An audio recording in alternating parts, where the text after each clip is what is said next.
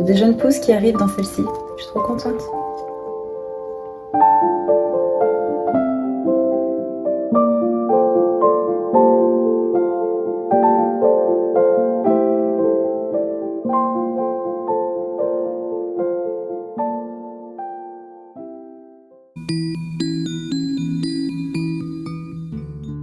Hello les amis, j'espère que vous allez bien. On est lundi 5 septembre et je suis vraiment très heureuse de vous retrouver sous ce nouveau format. Ça fait très longtemps que j'ai envie d'oser me lancer dans cette nouvelle aventure. Alors aujourd'hui, je vais travailler principalement sur le prochain motif en collaboration avec C'est l'heure de la promenade. Donc si vous me suivez sur Instagram, vous savez que je travaille avec Flore depuis plus d'1 an maintenant, pour qui je fais des motifs en seamless pattern, c'est-à-dire sans bordure. Comme ça, le motif se répète à l'infini. Et donc, elle les imprime sur du tissu, que ce soit en coton, imperméabilisé, pour des chiens. En fait, c'est très original, c'est pour ça que j'aime beaucoup travailler avec Flore, notamment pour les cockers, puisque l'idée lui vient de ces deux loulous, Noisette et Nestlé. Donc vous savez que les cockers ont des longues oreilles qui pendent quand ils boivent, quand ils vont en promenade, et c'est pas agréable pour eux d'être mouillés constamment, et surtout ça les protège. Donc elle crée des snooze qui permettent de protéger ces fameuses oreilles, mais c'est adapté à tous les chiens, ça peut être un élément de mode. C'est pour ça que c'est très sympa. Elle fait des nœuds papillons, elle fait des laisses. C'est Flore qui confectionne elle-même ses produits. Je vous mets le lien en barre d'infos. Et donc moi je vais travailler sur le prochain motif qui est sur le thème de la gourmandise. Je vous l'avais annoncé dans mes premiers posts à la reprise de cette rentrée scolaire. Donc voilà, j'ai trop hâte de vous partager ça. Donc je vais vous filmer quelques morceaux afin que vous puissiez voir comment je travaille quand je fais un motif. Alors pour commencer, je me rends sur Pinterest pour reprendre les images en fait, que j'ai sélectionnées au préalable pour la confection de ce motif. Pinterest, c'est vraiment une base d'images très riche, d'où il est très facile de s'y perdre, tellement l'inspiration est à foison. On pourrait vraiment y passer des heures.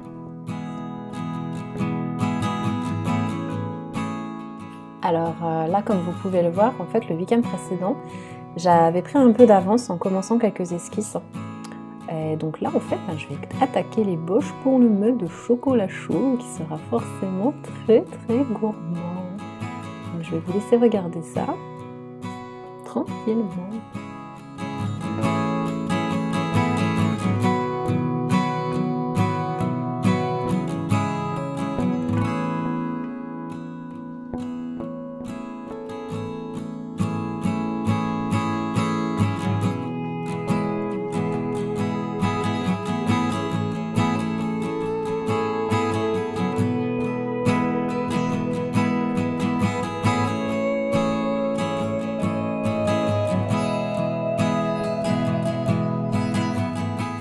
Allez, hop, on passe en mode accéléré parce que sinon, avec ma manie du détail, on va y passer toute la durée de ce vlog. Et comme ça, vous allez pouvoir voir vraiment en détail comment je m'amuse à dessiner en fait chaque élément. Bon, de visu comme ça, on pourrait penser que j'appuie très fort sur la mine de mon crayon, qui en fait est un simple crayon HB. Mais en fait, pas du tout. Quand j'efface, on ne voit pas les coups de crayon, heureusement. Bon après, j'avoue que si je me compare à d'autres illustratrices, j'ai vraiment l'impression d'insister plus sur la mine. C'est comme ça, je dois avoir une bonne poigne. Donc comme vous vous en êtes rendu compte, le mug en lui-même, il est fini. J'ai même fait un petit peu de chocolat qui dégouline, parce que forcément, c'est plus gourmand comme ça. Et là, en fait, je vais me mettre à esquisser la crème fouettée. Mais vous allez voir, en fait, je vais m'y reprendre parce que j'ai pas du tout aimé la première ébauche. Franchement, je sais pas comment je me suis dépatouillée, j'ai pas aimé ça du tout.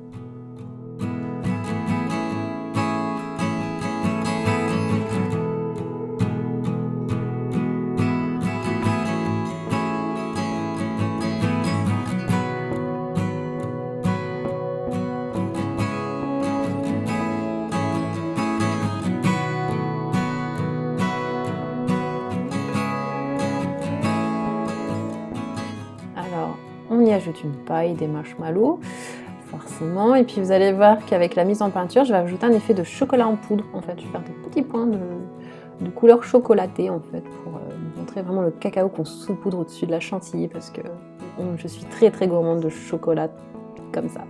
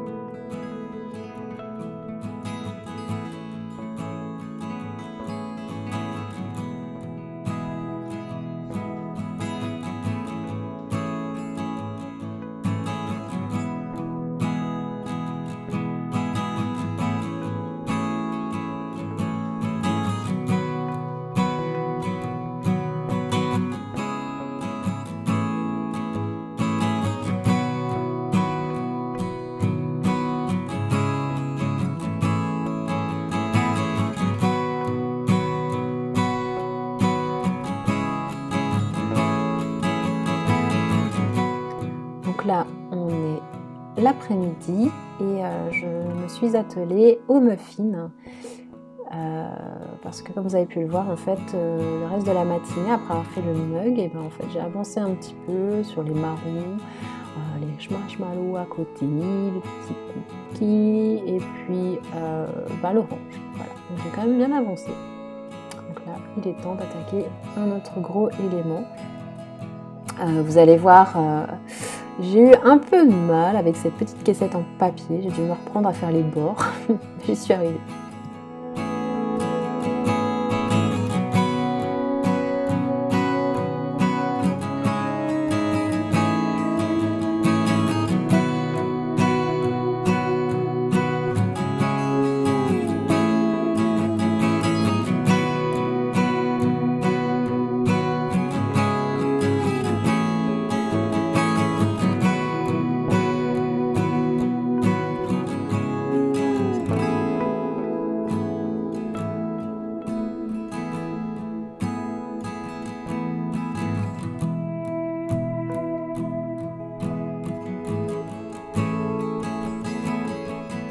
Donc là, je suis en train de dessiner la crème fouettée à nouveau. Et là, cette fois-ci, c'est la bonne parce que j'ai chopé le truc. Donc, c'est beaucoup plus rapide.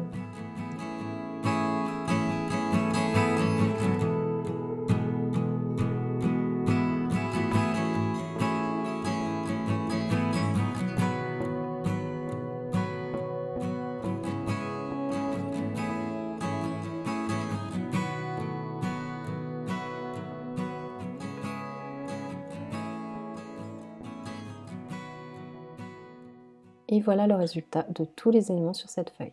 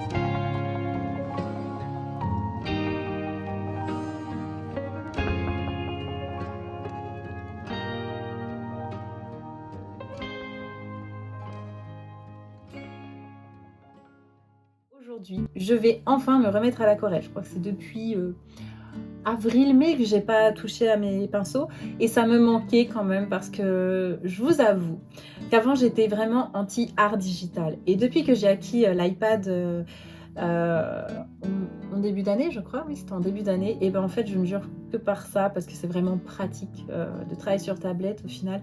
Je peux travailler le soir, je peux travailler sans sortir tout mon matériel. Donc ça, c'est vraiment un plus. Même si, j'avoue, j'aime bien sortir mon matériel, je rangeais par mes sessions de peinture. Aujourd'hui, je vais donc vous filmer les étapes que je vais faire pour commencer cette mise en peinture. Donc la première, c'est forcément de choisir les couleurs qui vont créer cette palette pour ce motif très gourmand. J'ai hâte. C'est toujours un challenge quand même parce que moi je veux me rapprocher beaucoup de la réalité et là en plus la gourmandise, tout ce qui est confiserie, pâtisserie, j'ai pas l'habitude d'exploiter cette thématique. Moi je suis botanique, vous le savez, animalier, et du coup là c'est un vrai challenge pour moi. Donc en fait quand moi je crée une palette, je fais appel à plusieurs marques. En fait j'aime bien tester plusieurs marques, des matières premières, des matières naturelles, comme par exemple chez Daniel Smith. Alors elles sont super chères et ça fait pas très longtemps qu'elles sont sur le marché en France. Avant on pouvait les trouver qu'aux États-Unis, mais Daniel Smith en fait ils utilisent beaucoup par exemple de pierres semi-précieuses, donc le lapis lazuli, ils peuvent aussi utiliser du granit, tout ça, et franchement la pigmentation elle est top, franchement on en a pour son argent. Clairement ils sont gourmands aussi au niveau des tubes. Moi, combien de fois je me suis fait avoir quand j'ai ouvert un tube tout neuf et que ça explosait tellement il y avait du contenu dedans. Surtout, elles ont beaucoup de couleurs granuleuses et moi j'adore quand c'est granuleux. C'est vraiment une texture que j'adore, ça se rapproche de mon style en fait, tout simplement. J'aime bien travailler cet effet de matière et ça m'évite d'utiliser aussi des produits qui permettent d'avoir un côté un peu granuleux. Par exemple chez Winsor & Newton ils font aussi du fluide exprès. Alors je vous montre. Par exemple, c'est du médium de texture et grâce à ça, on peut avoir des effets granuleux. Mais ça m'intéresse moins d'utiliser ce produit. D'ailleurs, ça fait très longtemps. Avant, je l'utilisais pour tout ce qui était effet rocheux, les bois aussi, pour faire certaines boiseries. Mais j'aime bien plutôt travailler avec justement l'aquarelle granuleuse. Voilà, donc chez Daniel Smith, on peut avoir ça. J'ai découvert aussi il n'y a pas longtemps, pourtant c'est du Made in France, c'est la marque Sennelier et j'adore. Parce qu'en plus, ils utilisent comme liant du miel et ça peut faire bizarre pour certains au début, mais au final, c'est hyper important parce que ça reste naturel et franchement, la texture de l'aquarelle, elle est hyper agréable, j'adore. Donc voilà, j'ai découvert Sennelier et je commence à avoir une belle collection de leurs nuanciers. Une autre marque que j'adore utiliser dans mes mises en peinture, c'est la marque Schminckt. Schminckt ? Je suis désolée, je sais pas bien le dire. Enfin bref, voilà, j'adore cette marque-là. C'est pareil, elle a beaucoup de couleurs avec un jeu à l'intérieur de duochrome et des couleurs chaudes. Parce que chez Daniel Smith, par exemple, les duochromes, c'est plus tout ce qui est un peu pailleté et clair. Alors que là, c'est des couleurs chaudes. Et par exemple, dans un châtain, on peut retrouver par exemple des nuances de rouge très foncées, limite bordeaux. Et ça, c'est hyper agréable. J'utilise souvent les Schminckt, par exemple, quand je fais mes écureuils. J'avais fait des écureuils il y a 1 an ou 2 et du coup je trouve le rendu hyper sympa et j'ai utilisé qu'une seule couleur et c'est ce que je recherche aussi, ça fait gagner du temps. Et moi j'aime pas trop mélanger les couleurs entre elles, alors des fois on est obligé parce qu'il y a des teintes qu'on n'arrive pas à trouver sur le marché et du coup c'est hyper agréable d'utiliser qu'une seule couleur et de jouer justement avec l'intensité et l'eau, parce que l'aquarelle à la base c'est le travail avec de l'eau et utiliser un seul pigment pour avoir des reflets et jouer avec les ombres, c'est tout bénéfique et forcément je suis attirée par cette enseigne-là. Donc voilà, aujourd'hui je vais vous emmener avec moi pour la sélection de ma palette de couleurs pour ce motif et surtout mes premières mises en couleur.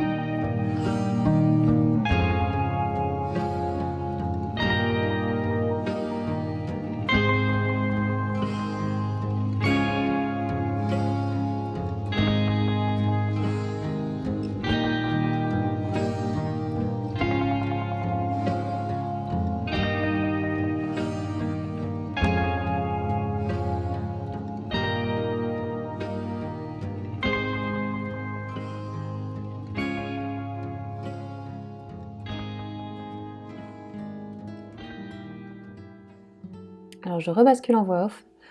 Et donc comme j'ai commencé ce vlog avec le mug de chocolat, avec l'esquisse en tout cas, j'ai pensé que ce serait sympa pour vous de le voir prendre vie à travers mes coups de pinceau, tout simplement. Donc j'espère que vous allez aimer cette petite séquence de mise en peinture. Donc j'efface l'esquisse de sorte à laisser une fine marque de crayon sur le papier pour ne pas qu'il ressorte sous la peinture.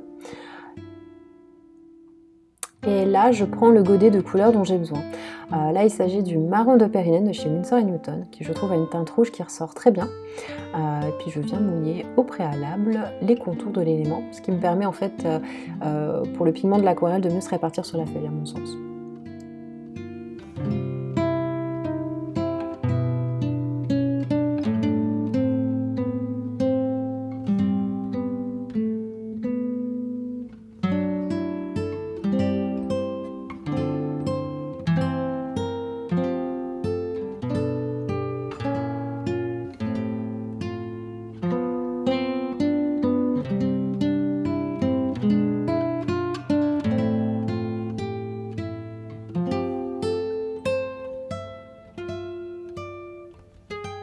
Alors par endroits, je vais accentuer la couleur, ce qui permet de commencer à donner un peu de relief à l'objet, même si là c'est encore très très léger.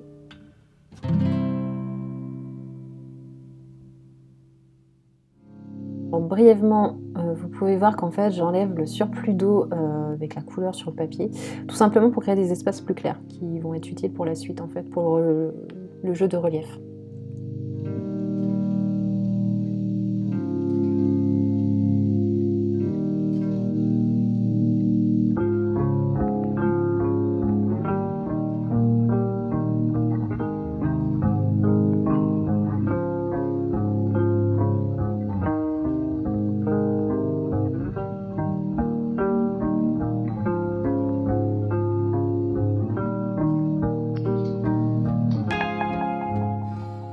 Donc comme je vous le disais, j'insiste en rajoutant plusieurs fois la même teinte.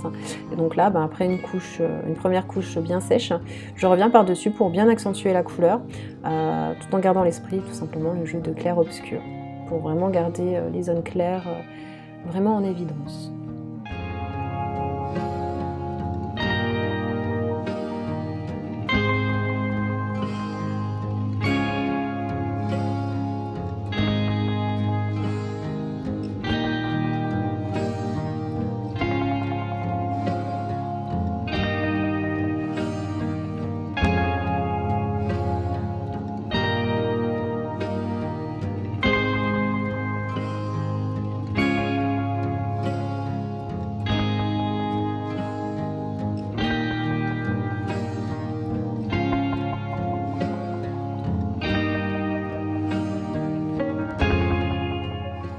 Et là, on commence vraiment à bien voir le rouge qui ressort. C'est vraiment l'intensité que j'avais en tête pour ce mug. Je voulais vraiment un rouge qui ressorte bien.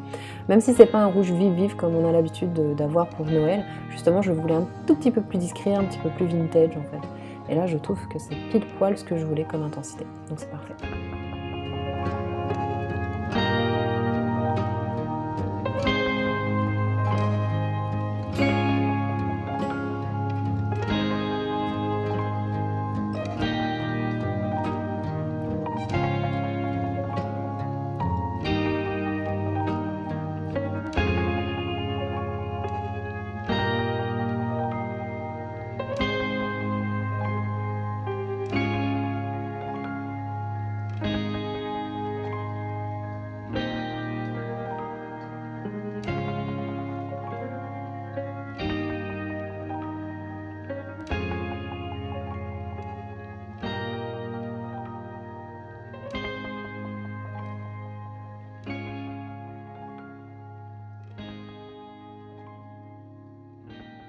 Comme j'exploite toujours le même rouge, je viens en profiter pour commencer les rayures sur la paille. Comme vous l'avez peut-être constaté, en fait, je travaille la technique de mouiller sur mouiller. C'est vraiment plus pratique pour moi, comme je le disais en début de mise en peinture. Ça me permet de vraiment délimiter. Après, à condition de ne pas avoir fait baver l'eau juste avant. C'est pour ça que je me sers toujours d'une petite feuille de papier à côté. Ça m'évite les petites bavures, même si, vous allez voir, je ne suis jamais à l'ombre d'une petite catastrophe avec ma maladresse. Et donc, pour vraiment bien répartir la couleur dans les recoins, hop, une petite touffe blanc vénitienne s'imposer au-dessus. Du coup, j'utilise un pinceau encore plus petit, c'est à peine 1 mm je crois. Donc c'est très pratique pour vraiment aller dans les coins. Et voilà la petite bavure dont je vous parlais. Donc je vous disais que vraiment les pinceaux très très fins pour l'aquarelle, c'est vraiment particulier à travailler parce qu'en plus ils ont une très faible réserve d'eau, donc il faut revenir très souvent dessus avec l'intensité de la couleur et remettre de l'eau sur les poils. Mais c'est vraiment très très pratique pour les petits coins, donc c'est un coup à prendre.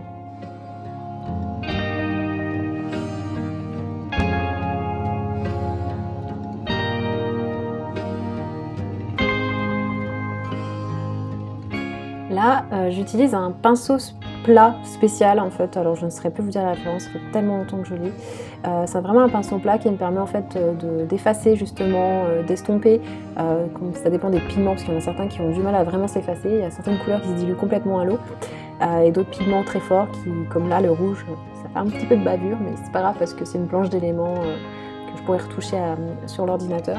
Mais là, du coup, ce pinceau me permet vraiment d'estomper les bavures. Ça m'aide un petit peu, ça limite un peu le travail aussi au numérique. Alors là, je m'attaque au haut du mug, donc c'est le petit rebord qu'on a sur certains mugs, des fois, notamment les mugs en émail. Et pour ce faire, en fait, j'utilise mon noir fétiche que j'utilise très très souvent, c'est le noir de Mars de chez Winsor & Newton, toujours. Alors vous allez voir, je vais beaucoup citer cette marque d'aquarelle, parce que j'ai beaucoup de teintes de chez eux, tout simplement parce qu'en fait, quand j'ai commencé à peindre, c'était avec une palette de chez eux. J'avais trouvé dans une petite boutique d'art dans mon petit village d'enfance, et j'ai encore certaines couleurs qui sont très faciles à utiliser. Alors là, je vais réutiliser le noir de Mars, pardon, mais cette fois-ci en le mélangeant avec du Bravendick, toujours de chez Winsor & Newton, pour obtenir une belle teinte chocolatée. Parce que comme je vous le disais, je n'aime pas trop faire des mélanges entre les aquarelles, même si ce serait plus pratique et moins onéreux. Mais cette fois-ci, je trouve que ma couleur chocolat est plutôt pas mal.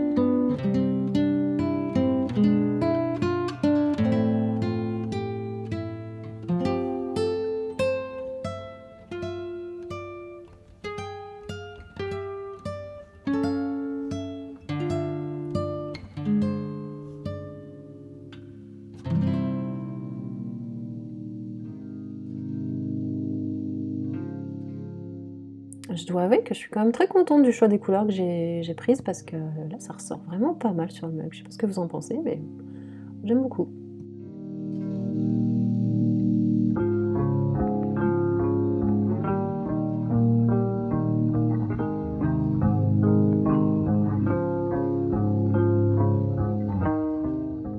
Donc là j'ai pris mon petit godet de chez Old Holland, c'est un gris froid que je vais venir estomper pour marquer les ombres des marshmallows, et ce qui va permettre de les différencier un peu de la crème fouettée, de les faire un petit peu ressortir. Donc j'estompe vraiment un peu pour pas que ça ressorte trop sur le scan en gris non plus.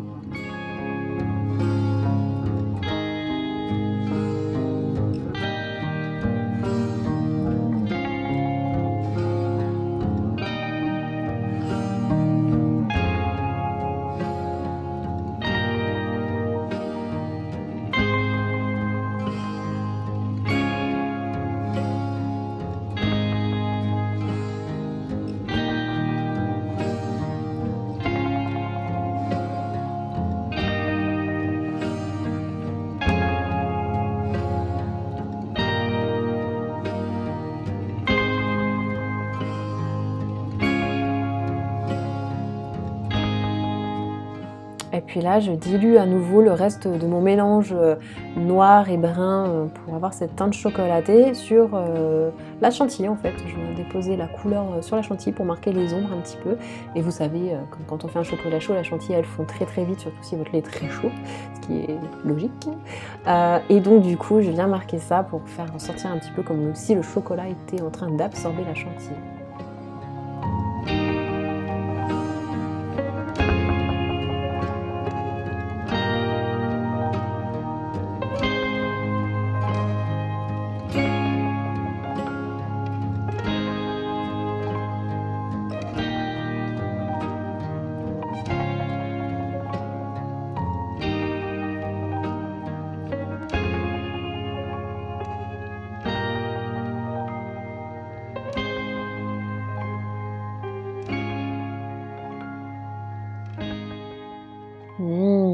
Voilà comment je conçois mes chocolats chauds. Très très goûtus.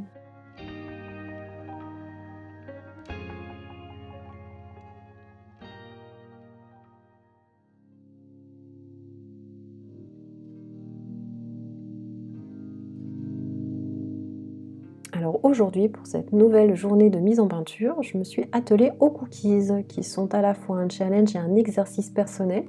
Comme je vous le disais en début de ce vlog, en fait, j'ai vraiment pas l'habitude de peindre des éléments culinaires. Et quand je vous partage mes petites créations de pâtisserie, vu que je pâtisse beaucoup sur Instagram, j'ai des bons retours et pas mal de petites gourmandes qui me demandent les recettes. Donc j'ai des petites idées de cartes de recettes à faire, donc ça peut être sympa. C'était un très bon exercice en tout cas. Donc pour ce premier aplat, j'ai utilisé de la terre d'ombre naturelle de chez Winsor & Newton, on retourne chez eux. Et là donc je suis en train de bien activer la couleur avec l'eau pour libérer tous les pigments de cette couleur.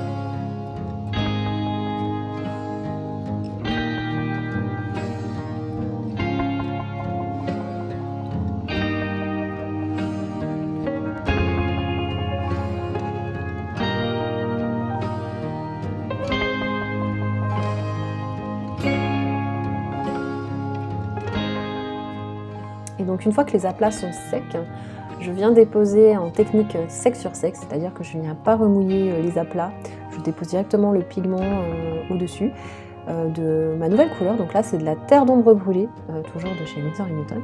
En fait c'est un des tons terre que j'aime énormément, j'utilise très très régulièrement. En fait c'est une des premières que je pense quand on parle de ton marron, c'est la première que je cite. Et je trouve que chez eux elle ressort vraiment, c'est vraiment le marron parfait pour moi en fait tout simplement, de chez eux. Parce qu'il y en a plein d'autres et chez d'autres marques, et celle-ci elle ressort vraiment bien. J'utilise souvent, notamment quand je fais des branchages ou même dans les pancartes en bois. Je trouve vraiment cette couleur, je l'adore.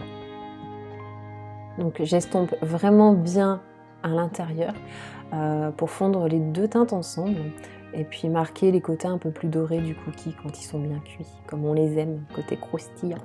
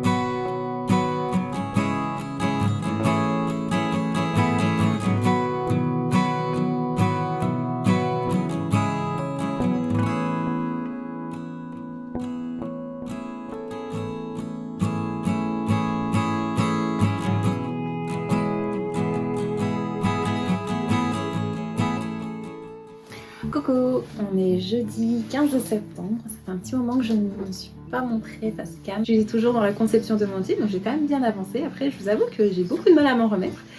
J'ai un peu traîné lundi et mardi à vraiment me remettre dans le bain, mais je me suis forcée à faire les choses et j'ai quand même bien avancé. J'ai fait mes petites oranges et j'ai commencé le muffin. Donc voilà, donc je suis vraiment contente. Si vous êtes sur Instagram, vous pouvez voir l'évolution aussi.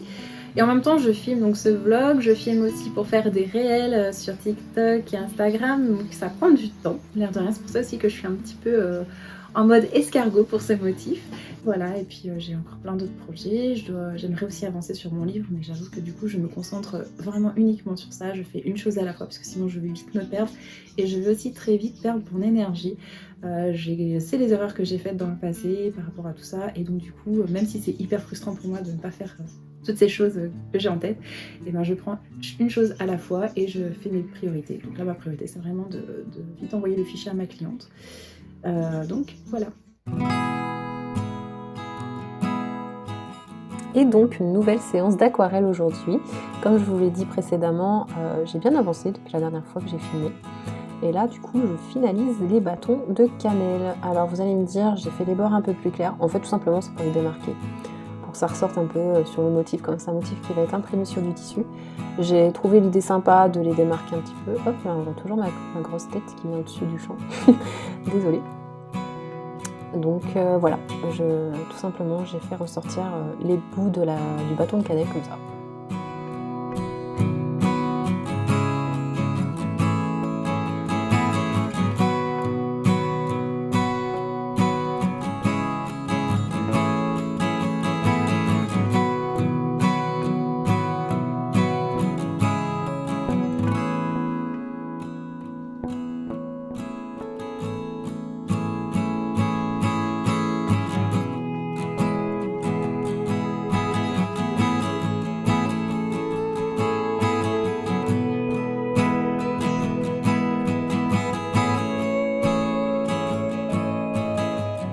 Et donc j'enchaîne avec la mise en couleur d'un des premiers biscuits sablés, et là c'est celui en forme d'étoile. Alors au début, je vous avoue, j'ai eu beaucoup de mal à me décider pour le choix des teintes, et puis finalement je me suis dit, allez, j'y vais au feeling. Et vous verrez, je trouve que le résultat est quand même assez proche des sablés qu'on aime dévorer en période de Noël. Donc je suis quand même assez contente de moi, comme quoi l'instinct, des fois c'est le meilleur des outils. Et donc là, j'ai pris la plat de la terre de sienne naturelle, mais chez Sennelier cette fois-ci.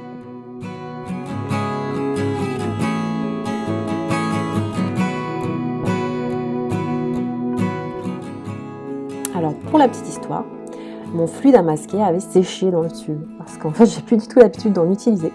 En fait le fluide à masquage c'est celui qu'on dépose sur le papier avant la mise en couleur et avant de mouiller le papier, il faut attendre qu'il sèche un petit peu. Et ça permet si on déborde, ça préserve les blancs du papier tout simplement. Mais comme j'ai plus l'habitude d'en utiliser, du coup j'avais juste en forme de stylo et mon fluide forcément a séché dans le tube. Et c'est toujours quand on en a besoin qu'on en a plus. Donc voilà, donc là j'ai dû faire attention à ne pas trop déborder dans les zones blanches du sucre glace. Ça m'a donné envie de prendre un petit goûter et donc j'ai fini par craquer, d'autant que la méthode du jour-là s'y prêtait, dans ma petite tasse favorite qui est très pratique justement pour le chocolat chaud. Et donc j'avais hésité avec 2 cuillères de chocolat qu'on mélange directement dans le lait chaud, qu'on dilue dedans, qui vient de la chocolaterie du comptoir de Mathilde que je vous recommande grandement. Et du coup j'ai opté pour celle au chocolat noir et orange confit parce que j'adore cette association, franchement c'est vraiment ma gourmandise chocolatée.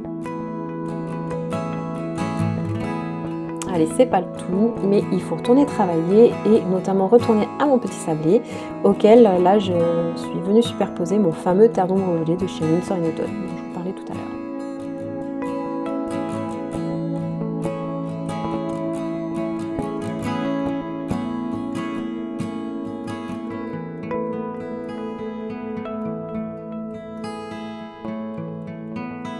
Alors vous m'excuserez, mais je n'ai pas pu tout filmer cette séquence parce que comme on était vendredi et qu'on arrivait vers les 16h, il était l'heure d'aller chercher Bibou à l'école et mon amoureux était en week-end.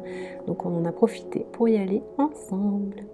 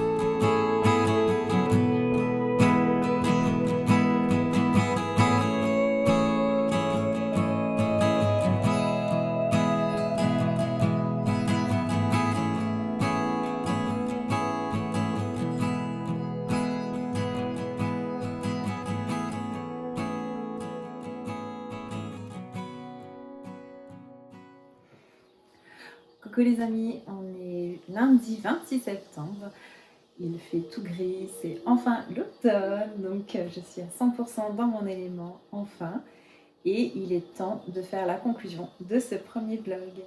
Alors, ce premier vlog a été pour moi très enrichissant et un vrai challenge, parce que je n'ai pas pour habitude de filmer mon quotidien, et c'est encore assez difficile, je dois vous avouer. Mais je trouve ça très intéressant et j'adore ce format-là, j'adore suivre d'autres illustratrices et d'autres créatrices sous ce format-là. Je trouve que c'est hyper intéressant, donc j'espère que ce premier vlog vous a plu. Et j'espère poursuivre ça, cette aventure tous les mois. Donc dans mon idée, c'est de filmer quelques bouts de ce que je fais dans le mois pour ensuite vous sortir le vlog en début de mois. Donc dites-moi ce que vous en pensez en commentaire, si cette longueur vous suffit, si le contenu vous plaît, qu'est-ce que vous aimeriez voir dans les prochains vlogs. N'hésitez pas à me laisser un petit commentaire. Je suis permise de mettre un petit ASMR de Harry Potter sous le thème de l'automne avec la hutte d'Hagrid.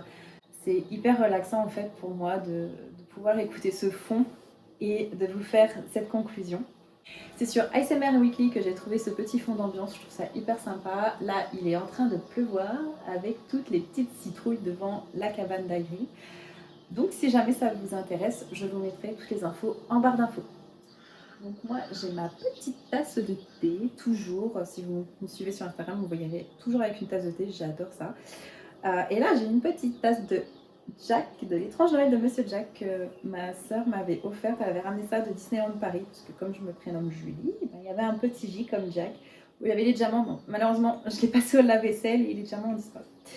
Alors pour cette conclusion, donc dans ce vlog, vous avez pu voir un peu l'avancée de mes illustrations, en tout cas de mes éléments que j'ai peints à l'aquarelle pour ma collaboration avec C'est l'heure de la promenade, hein, puis je crée un motif sur le thème de la gourmandise de l'hiver, de Noël.